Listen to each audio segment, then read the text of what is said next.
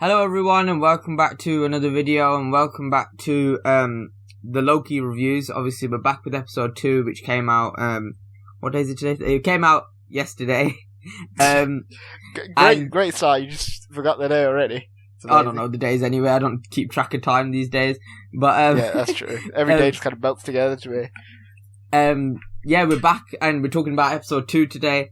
And one episode, this show's like, it's really this good. Is off like, to a great start. Start's really good. Yeah, it's been really good. I think that as a start so far, I'm enjoying this more than both the other Marvel shows. Like, it's the first few episodes. I can agree with you on that, yeah, 100%. Yeah, like, even though I did really enjoy Falcon and the Winter Soldier's first 2 episodes, I think this is a stronger opener for a show. 100%, and I wasn't really expecting that. I wasn't either. I was like, out of the ones I was interested in, I was least interested in this, because I was like, okay, this is probably going to be some inconsequential side story. But no, it's really not, at least so far. Based on this last episode in particular, I mean, that was like crazy what was happening in there. But we'll give some non-spoiler thoughts first. Yeah, so I guess that, I don't know, I'm trying to think like what I could say about this without spoiling it, because the things that I really liked involve spoilers. But I just think it was a great episode. It was good, continued to build on the stuff I loved from last week. There are still some things that I'm a bit unsure of with the the lack of an explanation for certain things. But overall, I thought it was a great episode. One thing for me, in terms of being the first 2 episodes, this one has me the most hooked out of any of the other shows. It's building up already. It's not wasting any time. It's got 6 episodes to do it. It's not wasting any time. And obviously, these were the 2 episodes they showed to the critics, the first 2. So, who knows what's going to happen next week with how much they actually have in each episode and what the time's going to be. But, to be fair, there's only 4 episodes left. So, they need to, keep the pace up. And I think the pace is good. This stuff where they're, not, longing anything out is very, in my opinion, very enjoyable. I think it's just, getting me hooked, keeping me continuously, wanting more. I can't wait for next week's episode. And, yeah, even though there's, it doesn't seem there's, any twists yet. There might be a few. We'll talk about them in a bit. But, yeah, we've got some theories, which is always fun, I guess. There's a lot to, I feel like there's a lot more meat on the bones of this show than there is with Falcon and the Winter Soldier. And I mean, Falcon and the Winter Soldier did have kind of meat. Do you get what I mean? When I say that, it's more substantial to me. I don't know. Yeah, it feels like a lot take more from it. Yeah, then even though again I did love Falcon and the Winter Soldier, and I loved the beginning of WandaVision, but I think this show's just a smoother start, kind of stronger start to a show, in my opinion. And I'm very happy about that because Loki's such a good character as well. Yeah. Just generally in the MCU. So it's great to see more development on him. Yeah. So I guess that's non-spoilers thoughts. I thought you want to get into some juicy spoilers. Let's get into some spoilers. So if you haven't seen it already, go watch it. 100% go watch it. Yeah, it's amazing. Amazing, yeah. It's probably actually no, I'm not going to say that yet because it's not over. I was going to say it's the best Marvel show so far on Disney Plus, but obviously I can't say that because what if WandaVision's told me anything? Just don't get overexcited because the ending could really suck and ruin it for you. But we'll see how it plays out. Let's get into some spoilers. Let's start at the beginning. So we don't really pick up from last week's episode. We kind of do. I mean, the last week's episode didn't end directly on a kind of a cliffhangery note where it's going to continue in the next episode straight away. True. So, I mean, we start in, I think it's Oklahoma, in what is is it a Renaissance fair? I think that's what it is. I'd assume so. Yeah, it looked like it. That's kind of me guessing. 1980 something. It was something old timey, some sort of old timey fair in the 80s. In the 80s, yeah. So the variant that they're hunting down, which is the lady version of Loki. Well, we don't know that yet, but it's they say it's Loki, but we all know it's what's coming. This other Loki that they're hunting down has gone to this Renaissance fair in a different timeline for some reason, and there's a group hunting them down, like from the TVA, and I Need a Hero starts playing, and it took me back to Shrek. Took me back to Shrek. Did it take you that Guardians of the Galaxy trailer for the game? The reason it took me back to Shrek is because obviously in that that final, is this Shrek 2 that it plays in? Yeah, it's Shrek 2. When Fairy Godmother starts singing. Yeah.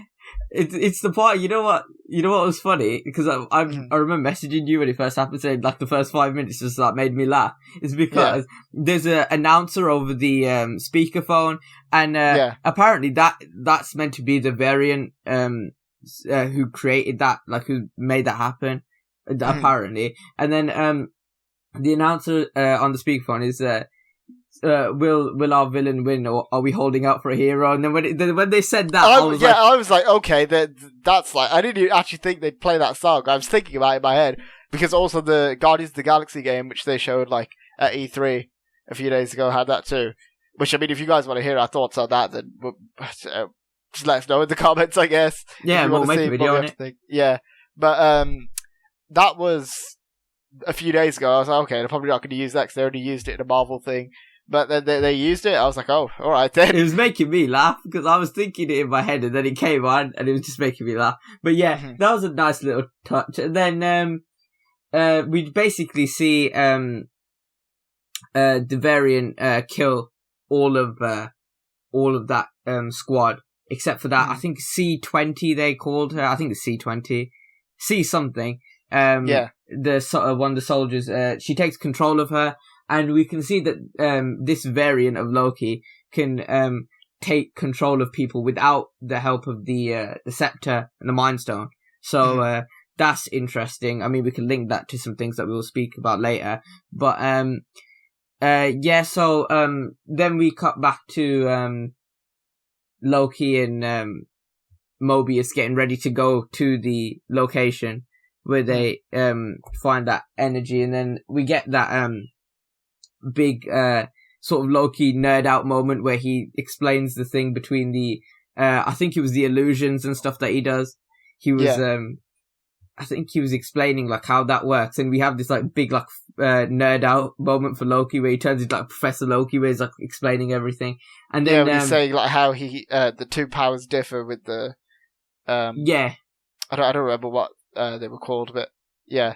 It was the illusions and making another one of himself and stuff. That was it, yeah. And the projections. So, we see him explain that. That was pretty cool. And then they sort of take the mick out of him for it. But that was like kind of like a clever moment for Loki, I guess. And then they showed the other variants of Loki that they've come across before. Some of them looked pretty interesting. I mean, one of them kind of reminded me of how Loki's looking these days in the comics. I think it was the last one they showed. The last one with the armor on. Yeah. Yeah. And there was that weird ogre troll-looking one.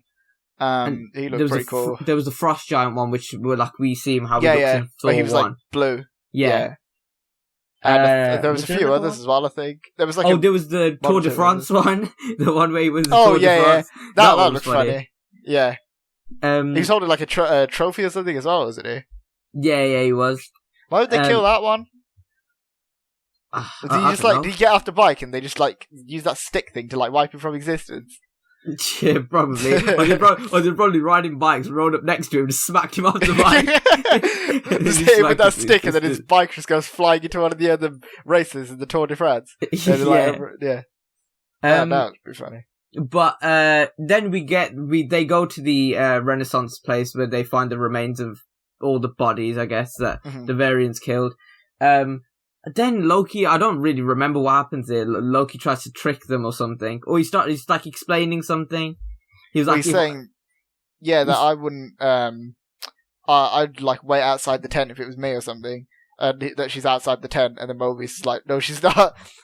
Which, I mean, I do like the whole scene with that, like, played out there, because I thought that it kind of reminded me of, like, I don't know, like in those crime shows where they kind of go to the crime scene and have like a CSI sort of moment. Yeah. Like that, which I thought was interesting and cool to see, like a buddy cop style show with Owen Wilson as Mobius and Tom Hiddleston as Loki. I thought that was interesting. I like that whole interaction throughout the whole episode. Yeah. Besides from that, like the stuff that happens in between is like small stuff of them trying to like crack the case and like whatever like investigating they're doing. A few interesting scenes to note is the one where we see Miss Minutes. Oh yeah. That was the first scene, wasn't it? When Loki was learning was like trying to learn how the TVA works or whatever. Yeah, and then there was like loads of Easter eggs and stuff there. There was that Thanos thing that I was telling you about, where on the screen it says something about Thanos has 3 apples and then he goes back in time to get more or something. It's something like a 3-year-old or something. Yeah, like sort of like a kind of like a math style question for like, I don't know, like a 5-6-year-old. Yeah. I think Loki gets it wrong. I think that's what I think, because he has the thing on the wrong answer. To do like, which is showing like he doesn't really care that much, and it also shows that I think someone I don't remember where I saw it. I think I saw it on Instagram, where it said it highlights how Thanos like died when he was hungry because he was about to eat in Endgame when they chopped his head off. I feel like that might be a bit of a reach, but I don't know. And it's a cool Easter egg either way. Yeah. And then we see Miss Minutes like trying to explain like if she's a recording or if she's like actually there, like alive. Yeah. She says, kind of both, which that's not really a clear answer, but it's fine. Yeah. And then the other interesting... I don't know how clear this show is going to be with its answers, to be honest, with the way it's been so far. Well, we've got some theories at the end. I think a lot of people have got very similar theories, which I think is a good questions. Thing. Yeah. So there's one other thing is the library.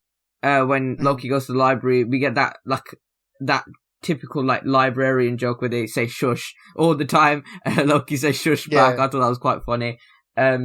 He was asking for the files, the creation of time, the beginning of time, the end of time, and then the creation of the TVA, which is all classified and hidden. And they keep doing that thing throughout the whole show, or not the whole show, sorry, whole episode, where they keep trying to say like no one's seen the timekeepers, and what, like they're not really explaining who the timekeepers are, and people just kind of go with it. So I'm thinking, are they going to do the Wizard of Oz sort of thing, where it's going to be that the timekeepers just don't exist, and they're like it's like some guy behind like a desk or something, just making crap up as life goes along, or something like that. You know, kind of like in the Wizard of Oz, when the wizard's like, it's not even a wizard. Yeah. Maybe like that. I don't know, I think that would be interesting. I think some other people have had this, like I said, there's a lot of similar theories out there where there's, obviously there's mentioning of Kang, which I don't want to really touch on too much, because if it doesn't happen, I'm going to be very disappointed, because, obviously I want him to appear, but, I think there's, obviously, let's talk about this scene now, as we're going along with it. I don't remember what her name is. The one that's Kang's love interest in the comics when she's in this show. She's like the head of... She's like Mobius's... Ravonna, something like that? I think it's something along those lines. I'm going to look this up now. She's played by the actress who plays Martha's sister in Doctor Who, for those of you who watch Doctor Who. So that character's name was Tish. But I think her name is Ravonna or something like that. Yeah, something similar to that. The scene with her and Mobius, where Mobius is like asking where did you get like these all these other like artifacts from, and like these things from other missions. And she goes, "I've got other people working for me, you know, not just you." And I saw a theory out there that someone said that the other person working for her, because they mentioned it a few times in the scene, because it's one person, could be another Mobius, and then Mobius is going to find out and like question his whole existence.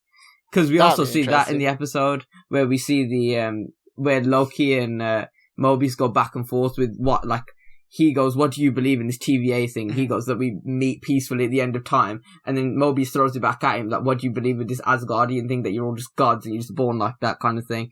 So they're playing around with that. That sounds ridiculous to anyone who doesn't also believe it.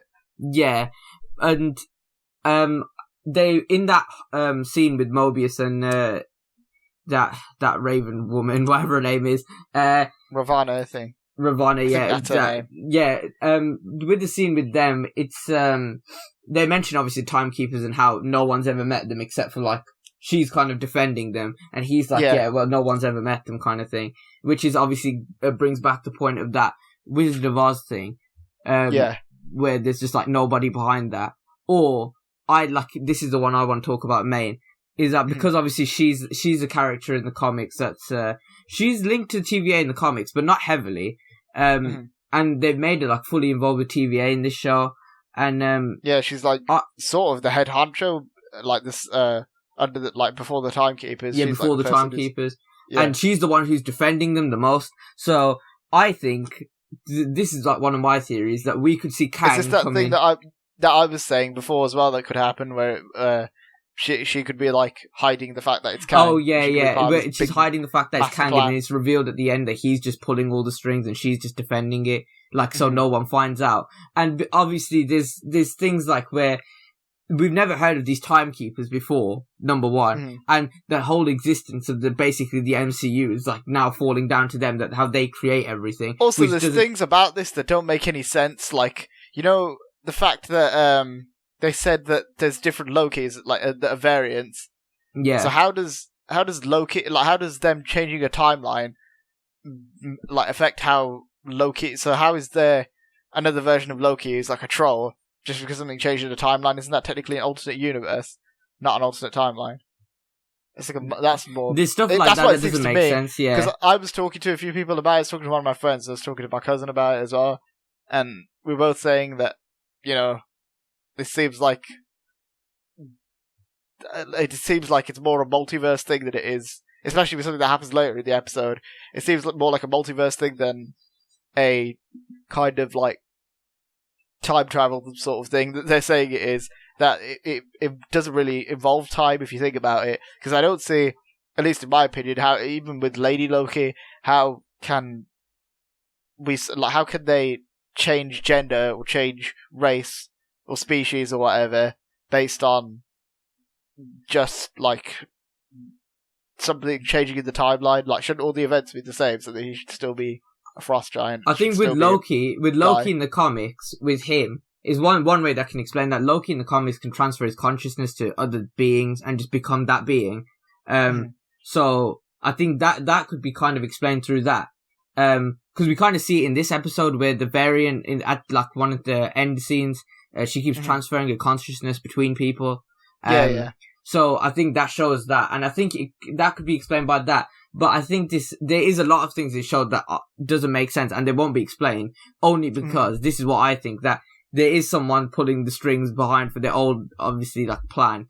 And that's Kang, because that middle timekeeper looks exactly like Kang. The only thing that doesn't resemble Kang... It looks very Kang... similar, yeah. But then again, in the comics, when they show the timekeepers, I'm pretty sure they look a bit like that as well, so... I mean, they're more lizard-like in the comics. But that's why they keep making that joke where they're saying it's like 3 lizards who control everything or whatever. Who's the guy that casted as Kang? Is it Jonathan Majors? Is it casted as Kang? Yeah. So, a lot of people are saying that the middle timekeeper looks a bit like him, which I can see, to be fair. I mean, it was a 2D animated image, so I can't really gain the statues that we see in this episode, though. Okay, yeah, I can see that. I like even there's one in the credits as well, isn't there? Yeah, they show like a middle one. I can see what they're saying there. We see three statues of that middle one in this episode, including the credits, and it's obviously 3D rendered, so it gives you a better look. And one interesting thing in that room where all the artifacts are, where the desk is as well, and obviously Mobius is talking to... There's got to be a lot of little Easter eggs in there. I must have missed some.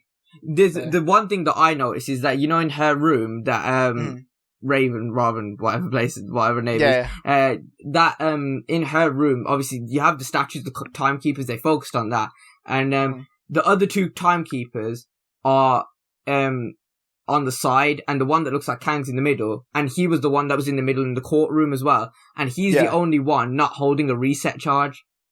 The other 2 are. So I don't know. Oh, okay, yeah. And he's the only one with like a pose, and he's got his like arms open, like he's like some sort of saint or something, like a Jesus like kind of pose. And I think that's why I think it's Kang in disguise, obviously like hiding behind this timekeeper explanation, clearly for some reason that we don't know yet. And then I think that'll get revealed at the end.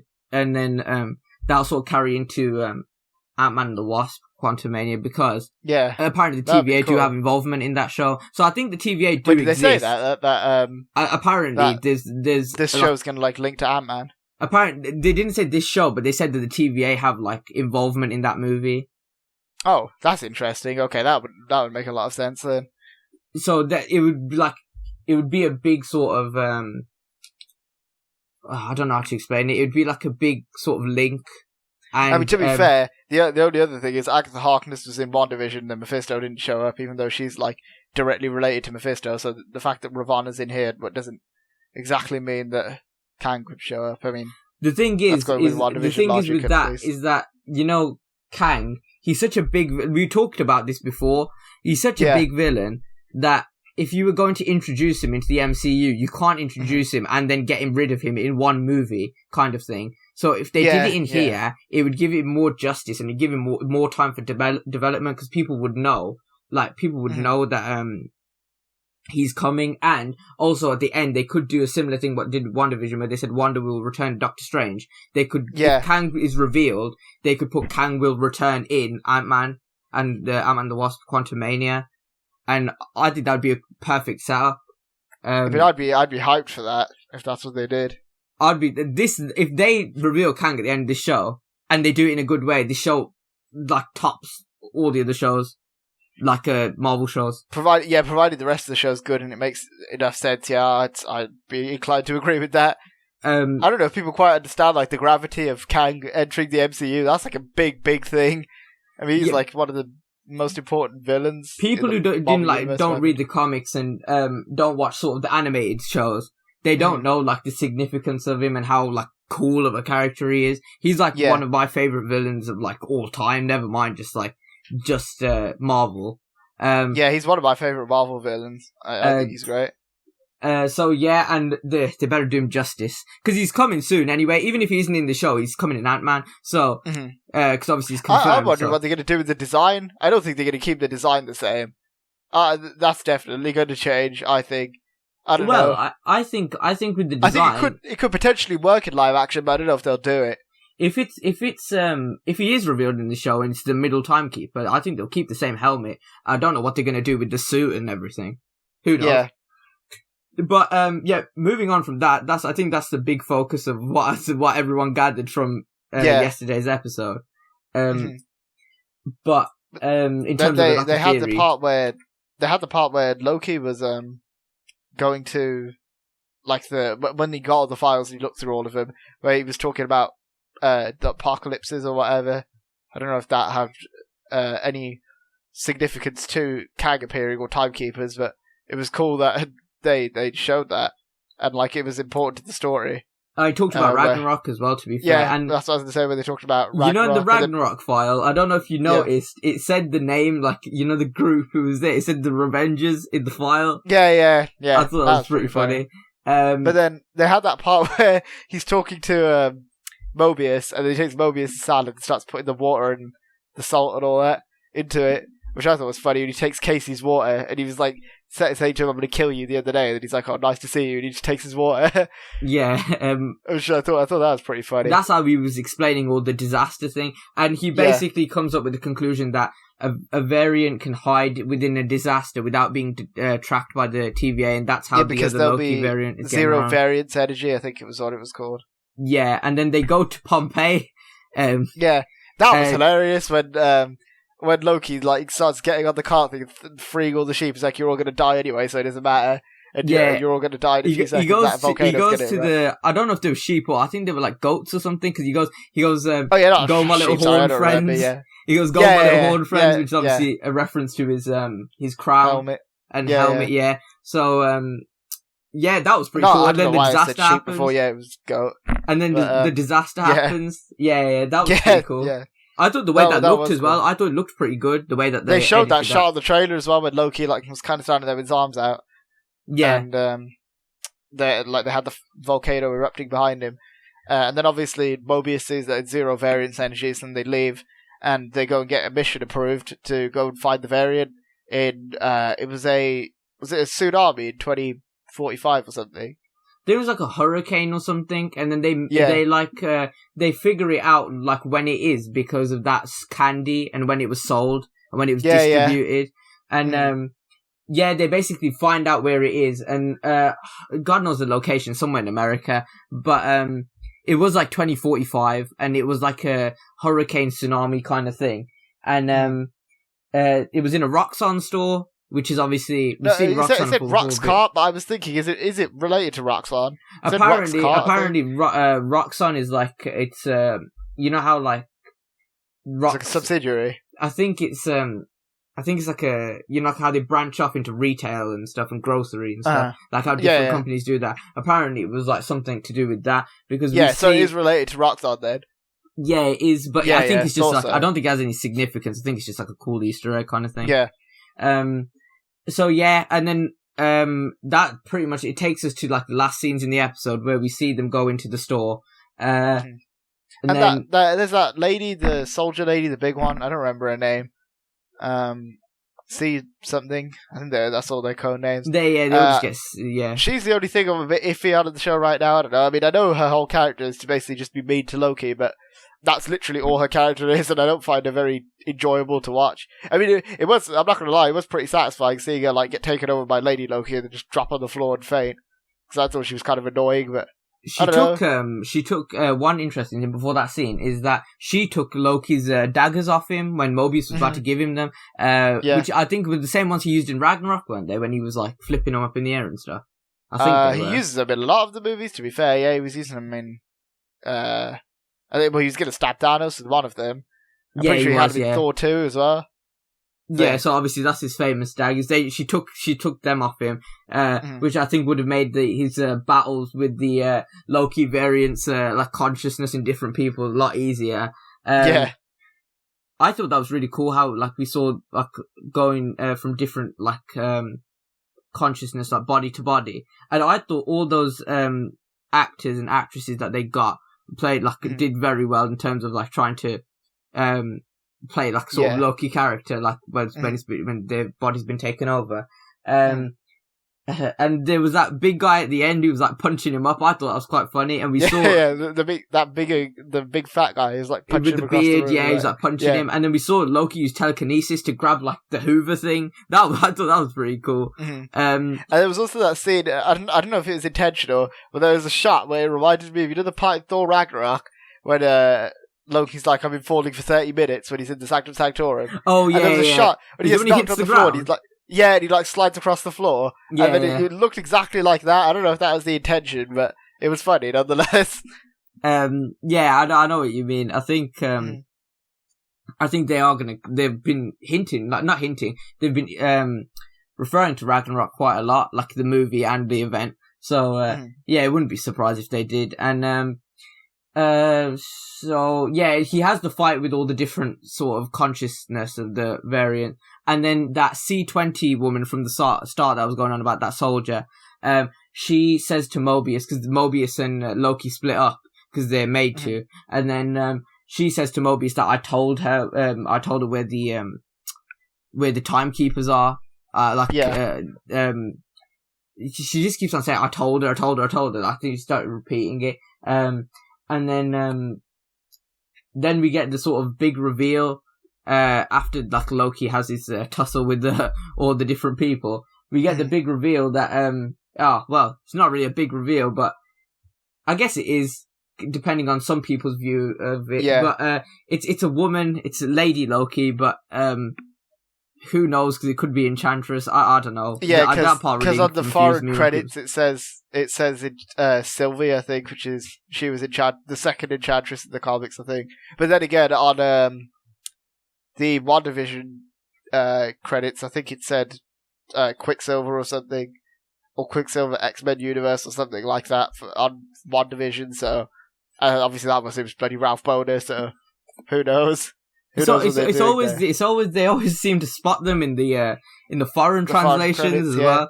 I don't know how I feel about that, because it's confusing me now, because they're saying it's Loki, but I don't know. But then they were tracking it as Loki, so unless they've done some fusion where it's like Enchantress and Loki at the same time. Well, apparently Enchantress is just a title, so it could be Loki as Enchantress. As Enchantress, that would make a lot of sense. Because she has the broken horn crown of Lady Loki in the comics. The modern Lady Loki character has that. It's like a little tiara sort of thing, kind of like Wonder Woman's one, but with the horns, and then one's broken. And So yeah, it's just like we haven't had like a confirmation. I don't think they'll ever refer to her as Enchantress, if I'm honest. I'm like 50-50 maybe. I don't think they would either, though. I got a feeling it's just going to be another version of Loki. Which, I mean, I don't know. I'm wondering how that's going to work because, again, as I said, with the whole like thing with Loki, is now that they have different versions of Loki. Why are they treating it more like a multiverse sort of thing than they are a timeline sort of thing, which is even furthered because obviously Lady Loki's put a bunch of reset devices everywhere and she sets off like a bomb and that detonates and then we see like a bunch of different timelines just start splitting up, doing like all sorts of crazy things on a computer, and then there's a big list of locations from the MCU. And on there were like Vormir, where else? Vormir, New York, Ego, Xandar, Sakaar, Titan. Titan, Asgard, as you said. Was there any other ones? Loads of different places. Like there was loads of just places on Earth and in the galaxy. The ones on Earth apparently are linked to like like significant events in time. Apparently, because I was watching a video on this. Apparently, the ones in Earth are like linked to like historical events which have actually happened in the real world. So and then the ones in obviously in thingy, the ones like that are MCU places, obviously just like Easter eggs. Apparently the Ego one is to like prove that Ego's around before, like how long he claims, because there was like a thing where he said obviously how everyone thought he was like human when he was like on Earth. Apparently like that shows, because he was like something like 1400s or something, showed that Ego was like obviously still like spreading his plant thing like across the universe, which could be a hint that he's got more kids and stuff, but I don't think that's like anything significant. I think that was just like a small Easter egg. Yeah. So, same with Titan. Apparently the Titan thing, the location on not the location, the time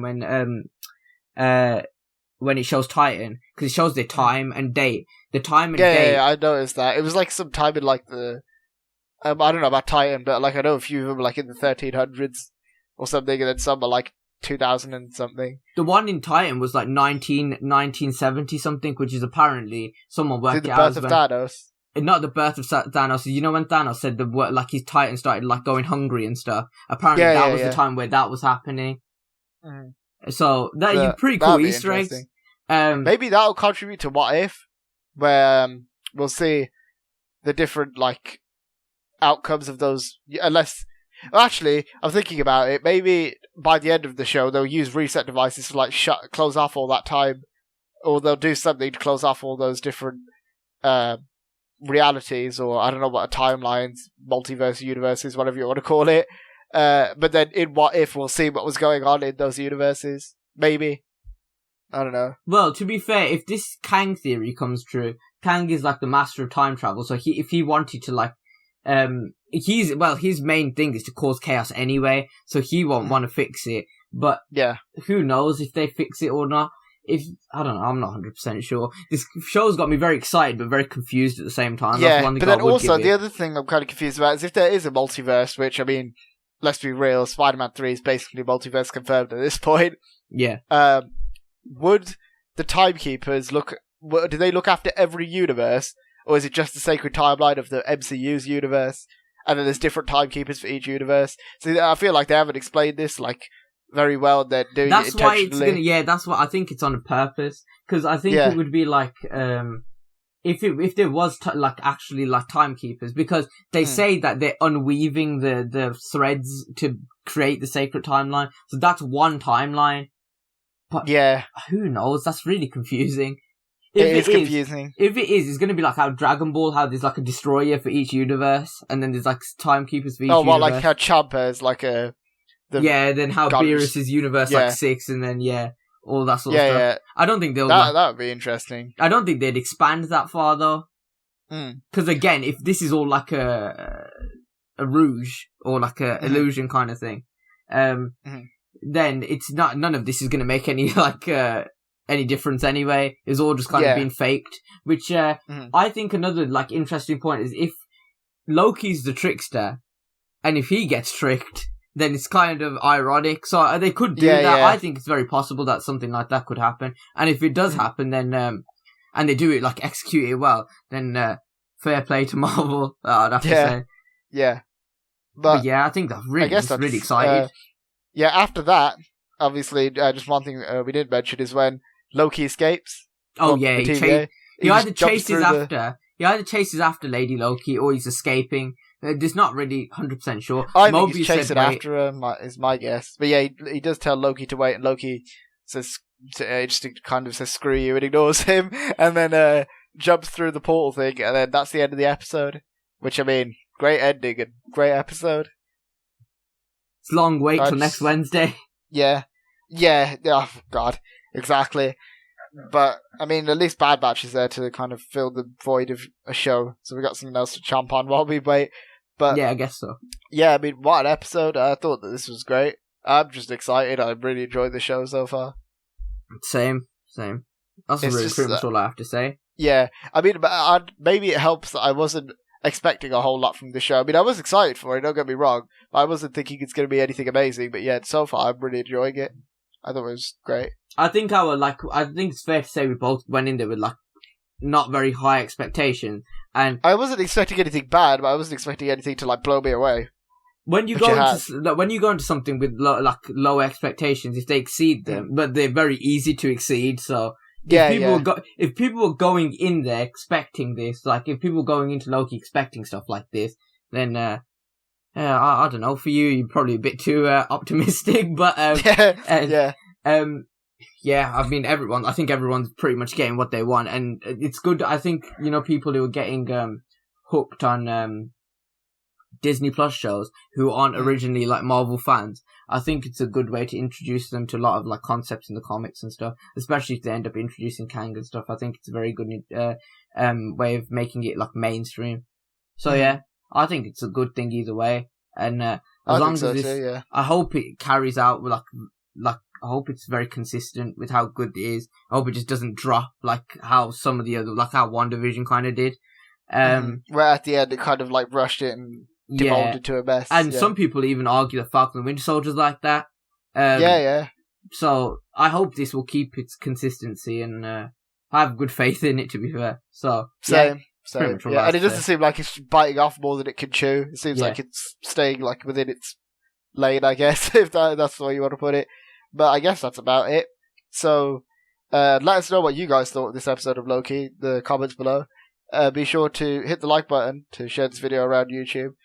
Be sure to hit the subscribe button for more videos like this. Check out our Instagram and Twitter, links in the description. Thanks for watching, guys. We'll see you next time. See ya.